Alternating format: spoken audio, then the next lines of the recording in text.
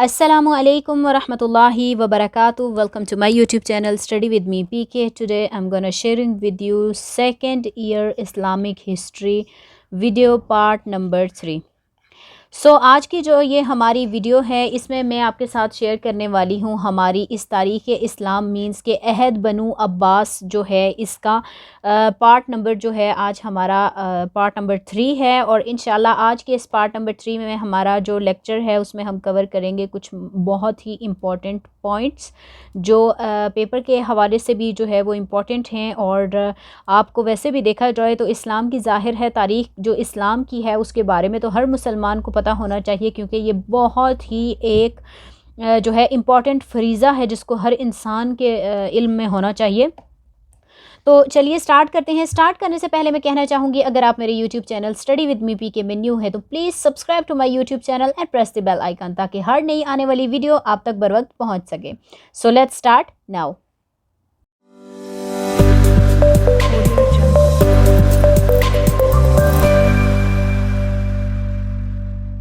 چلیے سٹارٹ کرتے ہیں اسٹوڈنٹ۔ آج کی یہ جو ہماری یہ تاریخ اسلام ہے یہ سیکنڈ ایئر کی ہے، اور سیکنڈ ایئر کی جو تاریخ اسلام ہے اس کا جیسا کہ آپ جانتے ہیں کہ ویڈیو کے 3 پارٹ ہم آلریڈی اس بک کے 2 پارٹ جو ہیں اس کے ہم پہلے میں آپ کے ساتھ میں شیئر کر چکی ہوں، اور آج کے جو ہمارا یہ لیکچر ہے وہ جیسا کہ آپ جانتے ہیں کہ ابو ہاشم عبداللہ ان کے حوالے سے ہے، اور ان کے ساتھ ساتھ ہم آج ریڈ کریں گے آگے عباسی میدان عمل میں، اور محمد بن علی عباسی اور دعوتی حکمت عملی اور خصوصیات ان کے بارے میں بھی آج ہم اسی ویڈیو کے لیکچر میں انشاءاللہ ریڈ کریں گے۔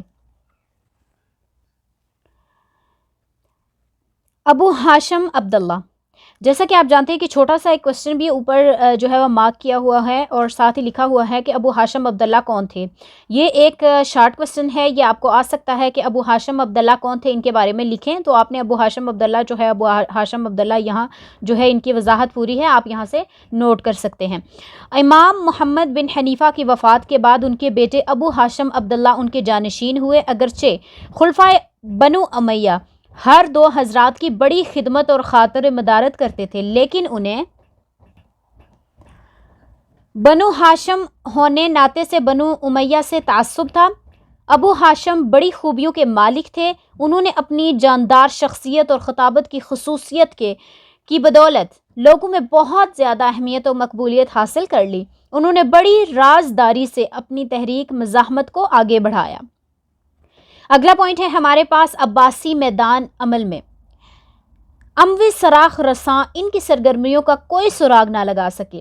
97 ہجری 716 میں ابو ہاشم دمشق آئے۔ دمشق ایک شہر کا نام ہے، اور خلیفہ سلیمان سے ملاقات کی۔ آپ کی وجاہت اور شخصیت کی بدولت اس کو یقین ہو گیا کہ علویوں کی خفیہ تحریک مزاحمت کا قائد ایسا شخص ہی ہو سکتا ہے۔ واپسی پر کسی نے ان کو زہر دے دیا، آپ کی طبیعت بگڑی تو آپ بنو عباس کے مرکز حمیمہ چلے گئے۔ حمیمہ بھی ایک شہر کا نام ہے۔ اس وقت کوئی علوی ان کے پاس نہ تھا، لہٰذا انہوں نے حضرت عباس کے پوتے محمد بن علی بن عبداللہ بن عباس کو اپنا جانشین نامزد کر دیا۔ اس طرح امامت و خلافت خود بخود علویوں سے عباسیوں میں منتقل ہو گئی۔ وفات سے پہلے ابو ہاشم عبداللہ نے محمد بن علی عباسی کے حق میں وصیت بھی کر دی کہ ان کے پیرو اب ان کی دل و جان سے اطاعت کریں۔ اس نامزدگی نے ایک نئے انقلاب کے بیج بو دیے۔ عباسی اب بڑی احتیاط سے میدان عمل میں کود گئے، چنانچہ یہ تبدیلی عباسی خلافت کے قیام کا سبب بنی۔ اگلا دیکھیں، یہ پیچھے جیسے میں نے آپ کو بتایا تھا کہ بنو ہاشم کے حوالے سے اس پوائنٹ میں جو ہے وہ بیان کیا جا رہا ہے، تو آپ نے یہاں سے کیا کرنا ہے کہ یہ تقریباً عباسی میدان عمل یہ بھی، اور پیچھے جو بنو ہاشم والا پوائنٹ تھا یہ تھوڑے جو ہے اس میں جو ہے آپ دیکھ لیجئے گا کہ کون کون سے امپورٹنٹ ایسے پوائنٹس اٹھا لیجئے گا آپ، جو ایک شارٹ کوسچن ظاہر ہے 2 پوائنٹس ہی ہوتے ہیں، 2 مارکس ہی آپ کو ملنے ہوتے ہیں، اس سے زیادہ اگر آپ لانگ بھی کر کے لکھیں گے، زیادہ لینتھی کوسچن لکھیں گے تو بھی آپ کو 2 مارکس سے زیادہ وہاں کچھ ملنے والا نہیں ہے۔ اس لیے آپ نے کیا کرنا ہے کہ کچھ ایسے امپورٹنٹ پوائنٹس یہاں سے اٹھا لیجئے گا جس سے آپ کا ایک چھوٹا سا کوسچن جو ہے 2 مارکس کا وہ ریڈی ہو جائے۔ اگلا پوائنٹ ہے جیسے محمد بن علی عباسی. یہ محمد بن علی عباسی جو ہے یہ بھی پوائنٹ بہت زیادہ امپورٹنٹ ہے. آپ سے پوچھا جا سکتا ہے کہ محمد بن علی عباسی کون تھے, وہ کیا کس طریقے کی ان کی کرامات تھی, یا انہوں نے کیا حکمت عملی جو ہے وہ قائم کی, اس کے بارے میں بھی آپ سے پوچھا جا سکتا ہے. تو یہ جو ایک نام ہوتا ہے اور ان کے آگے جو بھی ہسٹری لکھی ہوئی ہوتی ہے وہ آپ نے زیادہ امپورٹنٹ ہوتی ہے, وہ آپ نے لازمی یاد کرنی ہوتی ہے. اچھا جی, محمد بن علی عباسی ابو ہاشم عبداللہ کی وفات 716 مینس کے 716 کے بعد محمد بن علی عباسی نے تحریک مزاحمت کی قیادت سنبھالی.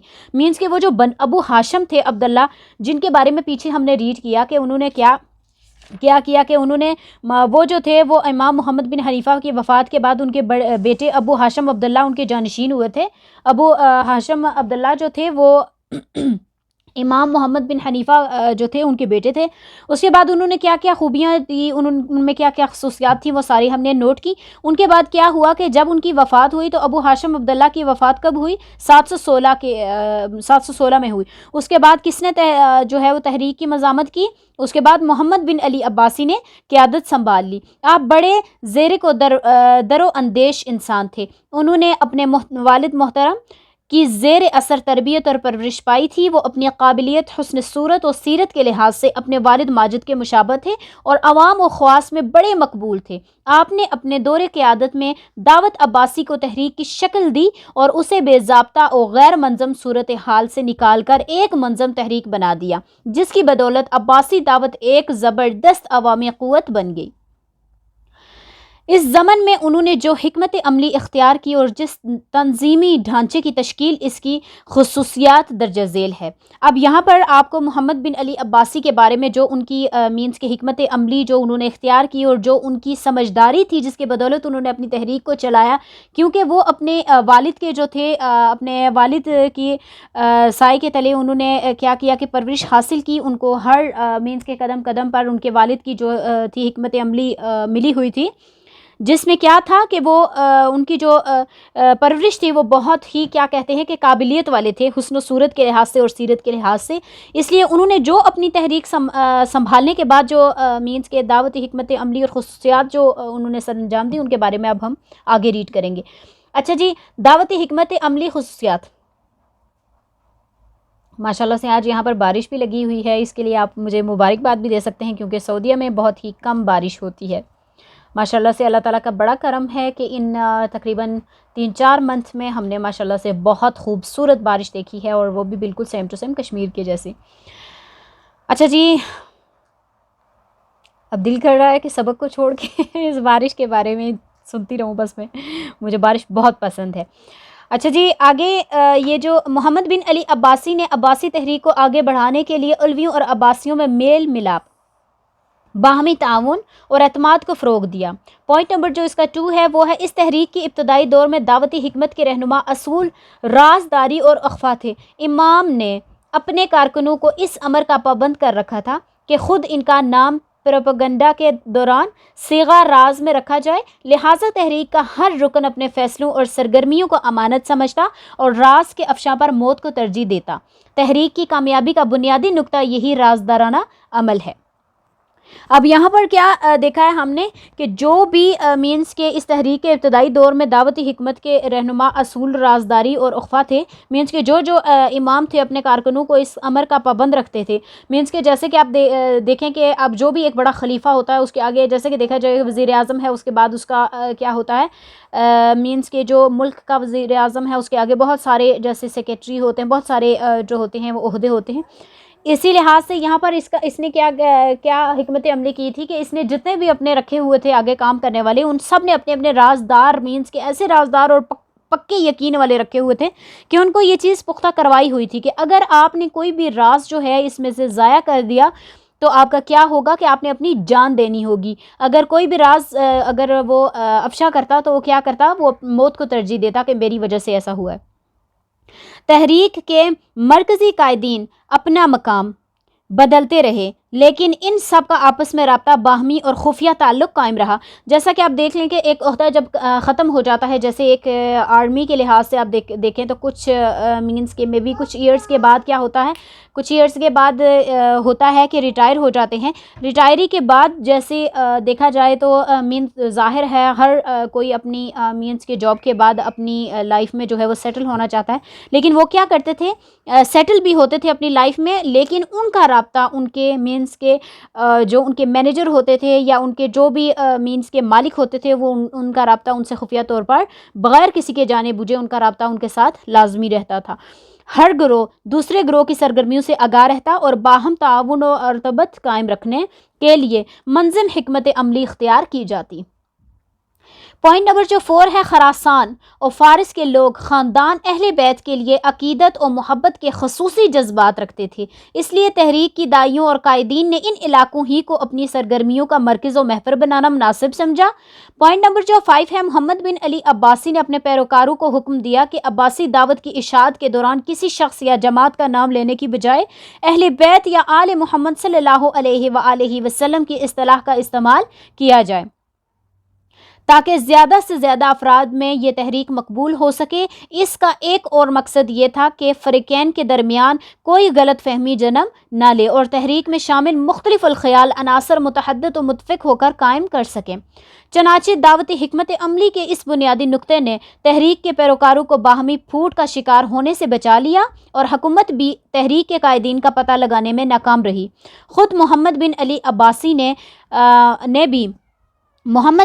عباسی نے بھی اپنے دل کا راز سوائے اپنے خاص متعمد افراد کے کسی پر ظاہر نہ ہونے دیا. یوں جناب محمد بن علی عباسی نے اس خفیہ تحریک کو ایک ایسی جماعت میں منظم کر دیا جس کے وہ خود روح رواں تھے، اور یہ جماعت بغاوت و انقلاب برپا کرنے کے لیے پوشیدہ تیاریاں کرتی رہی. اگلا پوائنٹ ہے، یہاں پر ہمارے پاس پوائنٹ نمبر جو 6 ہے وہ ہے کہ داعیوں کو منتخب کرتے وقت بڑی احتیاط سے کام لیا جاتا. داعیوں کو تاجروں اور مختلف لوگوں کے بیس میں عراق اور خراسان کے دور دراز علاقوں میں پھیلا دیا گیا. یہ لوگ اپنی چرب زبانی اور تقریری صلاحیتوں سے کام لے کر بنو امیہ کے مفروضہ مظالم کی نہایت درد مندانہ مبالغہ امیز اور جذباتی انداز میں تشہیر کرتے. یہ طریقہ عوامی ہمدردیاں حاصل کرنے کے لیے نہایت ہی موزوں ثابت ہوا، کیونکہ اس سے عوامی جذبات فوراً برن کختہ ہو جاتے، لہٰذا لوگ بدل و جان انقلاب کی راہ پر چل نکلے. آگے ہے تنظیمی ڈھانچہ. محمد بن عباسی نے صورتحال کا بغور مطالعہ کیا اور اپنے تجربات کی روشنی میں اپنی تحریک کو باقاعدہ نظم کی صورت عطا کی. آپ نے مختلف علاقوں میں اپنے ان گنت کارکنوں کا ایک جال پھیلا دیا اور اہم مقامات پر ان کے لیے ناظموں کی تقریراں بھی کر دی. تقریریاں بھی لکھا ہوا ہے یہاں پہ، ویسے تقریریں ہوگا شاید، بھی کر دیں. اس کے بعد آپ نے ان سب دائیوں پر 70 سرداروں پر مشتمل ایک مجلس عمومی کی تشکیل کی اور اس پر 12 افراد پر مشتمل ایک مجلس نگران بنا دی، جس کے رکن کو نقیب کا نام دیا گیا. محمد بن علی کے بعد 12 نقیبوں پر قائم یہ کمیٹی تحریکی معاملات کی مختار کل تھی. یہ بھی فیصلہ کیا گیا کہ سب سے بڑا نقیب کوفہ میں مقیم ہوگا. اس کی یہ ذمہ داری ہوگی کہ وہ چندہ ہر طرح کی اعانت اور خمس وغیرہ سربراہ اعلیٰ تک پہنچاتا رہے گا. ان 12 نقیبوں میں سے کسی کے مرنے کے بعد نیا نقیب مقرر کر دیا جاتا. 12 نقیبوں پر مشتمل یہ مجلس عباسی خلافت کے قیام تک باقی رہی. آگے ہے ایک نیا ابراہیم الامام کی جانشینی. یہ اب نئے ہیں، یہ جو تھے یہ کیا ہے ان کے بارے میں بھی ابھی ہم آگے جو ہے ان کے پوائنٹس میں ہم ریڈ کریں گے.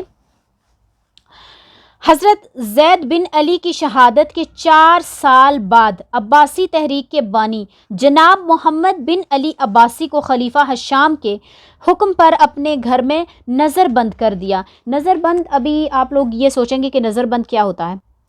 نظر بند جو ہوتا ہے وہ یہ ہوتا ہے کہ کسی کو اپنے ہی گھر میں بند کر دینا اور کیا کرنا کہ اس کو باہر نہ نکلنے دینا، وہ کہیں کسی سے رابطہ نہ کر سکے، کسی سے میل جول نہ کر سکے، بالکل موبائل فون، کوئی مہمان، کوئی کچھ نہیں. نظر بند یہ ہو جاتا ہے کہ بالکل ایک دم سے اس کو بند کر دینا کہ اس کے ساتھ کسی کا رابطہ جو ہے وہ قائم نہ ہو اور وہ بالکل نظر بند ہو کر رہ جائے. اپنے ہی گھر میں. جیسے ایک جیل میں ایک بندے کو رکھا جاتا ہے تو کیا ہوتا ہے وہاں پر ہر روز تو کوئی نہیں ملنے آتا, ایک پولیس ہوتی ہے یا ایک وہ لوگ ہوتے ہیں, وہ جیل میں جو ہوتے ہیں ان کے علاوہ جو ہے وہ باقی لوگ نہیں ہو جاتے. تو پرانے زمانے میں اس چیز کو کیا کہتے تھے, نظر بند کہتے تھے. جہاں وہ وفات پا گئے, جہاں پر ان کو مینس کے نظر بند کر دیا گیا تھا, وہ وہیں جو تھے اپنے ہی گھر میں وہ وفات پا گئے. ماشاءاللہ سے بہت خوبصورت بارش لگی ہوئی ہے. آپ کے صاحبزادے ابراہیم ان کے جانشین مقرر ہوئے. انہوں نے اپنے لیے الامام کا لقب اختیار کیا. وہ حد درجہ نیک, پارسا اور در و اندیش انسان تھے. خلیفہ حشام چونکہ اس تحریک کے مکمل استحصال کے لیے کوشاں تھے, اس لیے امام ابراہیم نے خود کو مخفی رکھ کر اپنے والد کے پیروکار سے مکمل رابطہ رکھا. حشام کے بعد اموی حکمران اپنی اندرونی خانہ جنگیوں اور اختلافات میں مشغول ہو گئے تو اس تحریک کی نگرانی کی مہم کمزور پڑ گئی. فتنہ و فساد اور انتشار کے اس دور میں امام ابراہیم اور ان کے کارکنوں نے بھرپور فائدہ اٹھایا, اپنی تحریک کو از سر نو منظم کیا. مختلف علاقوں میں نئے داعی بھیجے اور انقلاب کی تیاریوں میں ہمہ تن مصروف ہو گئے. اپنی سرگرمیوں کو تیز تر کرنے کے لیے خراسان کے سرکردہ افراد میں سے سلیمان بن کثیر اور ابراہیم بن مسلم پر مشتمل ایک مختصر وفد نے امام ابراہیم سے حمیمہ میں رابطہ قائم کیا تاکہ متوقع انقلاب کو کامیابی سے ہمکنار کرنے کے لیے ایک مناسب سپہ سالار کی تقریر کی تجویز پیش کی جائے, تاکہ تمام عباسی کارکن اس کی قیادت میں یکسو ہو کر بروقت فیصلے کر سکیں, کیونکہ ان کے نزدیک فیصلوں میں تاخیر کا وقت اب گزر چکا تھا. جی تو اسٹوڈنٹ اب کیا ہے ہمارا کہ یہ جو عباسی دعوت اور ابو مسلم خراسانی کے بارے میں جو ہے ہمارا پوائنٹ, یہ ہم انشاءاللہ جو ہے وہ اگلی انشاءاللہ ویڈیو میں جو ہے وہ ہم ریڈ کریں گے. یہ ہم نے کیونکہ میری یہ پنسل جو ہے اس کا آگے سے وہ نہیں ہے تو انشاءاللہ بعد میں, ویسے ہم نے یہاں پر تھوڑا سا لگا دیا ہے, انشاءاللہ بھی ہمیں پتہ چل جائے گا. تو ہم نے وہ اگلی ویڈیو میں جو ہے انشاءاللہ میں آپ کے ساتھ شیئر کروں گی. آج ہم نے کیا پڑھا کہ ابو ہاشم عبداللہ جو تھے ان کے بارے میں کیا چیزیں بیان کی گئی, ان کی خصوصیات, ان کی حکمت عملی کے بارے میں پڑھا. اس کے بعد محمد بن علی عباسی کے بارے میں ہم نے پڑھا, اور ساتھ ہی ابراہیم الامام کی جانشینی کے بارے میں پڑھا. اور اب انشاءاللہ اگلی ویڈیو میں آپ کے ساتھ شیئر کروں گی عباسی دعوت اور ابو مسلم خراسانی کے بارے میں کہ جو ہے وہ کیا کیا انہوں نے حکمت عملی پیش کی اور کیا کیا ان کے جو کرامات تھے وہ تھے.